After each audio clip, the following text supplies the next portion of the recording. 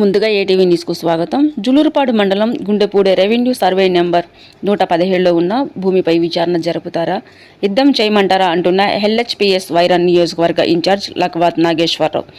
అదే కార్యక్రమంలో అనంతరం వారు మాట్లాడుతూ 117 సర్వే నెంబర్లో ఉన్న భూమిలో కొందరు అక్రమంగా మట్టి తోలకాన్ని, గుట్టలను కరిగిస్తున్న తరుణంలో విచారణ జరపండి అంటూ ఆదివాసీ గిరిజన సంఘాల అధికారులకు మెరుపెట్టుకున్న పెడచెవిన పెడుతున్నారు సంబంధిత అధికారులు అని వారంటూ ఇంతటికీ నిర్లక్ష్యాన్ని గల కారణాలేంటి అంటూ వారు అన్నారు. ఇది చట్టాన్ని కూడా వ్యతిరేకంగా ఇది దీని వెనకాల ఎవరు ఉన్నా వాళ్లపై చట్టపర చర్యలు తీసుకోవాలి. ఐటీడీపీఓ గారు ఆదేశాల మేరకు విచారణకు పిలిపించిన మట్టి మాఫియా అనేది ఆగటం లేదు. జులూరుపాడు మండలంలో దీనికి కారకులైన పెద్దలు ఎవరైనా సరే దీనికి చర్యలు తీసుకొని వాటిపై చట్టపర చర్యలు తీసుకోవాలి. లేని వేళల లక్ష్మయ్య గారు చేసిన ఫిర్యాదుకు ఆదివాసుల సంఘాల నుంచి, గిరిజన సంఘాల నుంచి త్వరలోనే మేము ధర్నాకు సిద్ధమవుతాం. కలెక్టర్ గారికి మరియు పిఓ గారికి, ఇక్కడ ఉన్న అధికారుల ఎంఆర్ఓ గారికి మరియు రెవెన్యూ డిపార్ట్మెంట్ ఏం చేస్తుంది ఈ భూమిపై 117 సర్వే నెంబర్ అని ఇప్పటికి నుంచి 6 నెలల సంవత్సరం నుంచి కూడా పోరాడుతున్నారు లక్ష్మయ్య గారు.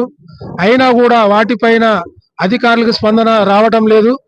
ఎందుకు రావటం లేదు? అధికారులు ఏమైనా కాసులు ఏమైనా తీసుకున్నారా, లేకపోతే ఆ గలదారులు కాపాడుకోవడానికి మీరైనా రావటం లేదా?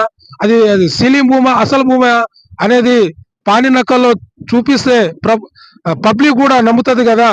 లక్ష్మయ్య గారు చేసింది ఫిర్యాదు అది తప్ప ఒప్ప అనేది తెలిసింది కదా. మీరు కూడా అధికారులు ఇక్కడ నుంచి మీరు స్పందించకపోతే ఇక్కడ ఉన్న గిరిజన ఆదివాసుల నాయకులు, గిరిజన నాయకులు ఇది 170 యాక్ట్ లో ఉంది కాబట్టి మేము అందరం జులూరుపాడు మండలమే కాదు భద్రాద్రి కొత్తగూడెం జిల్లాలో ఉన్న అన్ని సంఘాలని తీసుకొచ్చి ఆ సీలింగ్ భూమిని ఆపేస్తాం, త్వరలోనే కార్యాచరణ పట్టిస్తామని డిమాండ్ చేస్తున్నాం. కాబట్టి 21,86,00,000 రూపాయలు అదే భూమిలో క్వారీ చేస్తున్న అది ఫైన్ గా గవర్నమెంట్ ప్రకటించింది. దీనిపై అది కట్టించారా లేదా అనేది ప్రజలకి చెప్పాల్సిన అవసరం ఉంది అధికారులకి.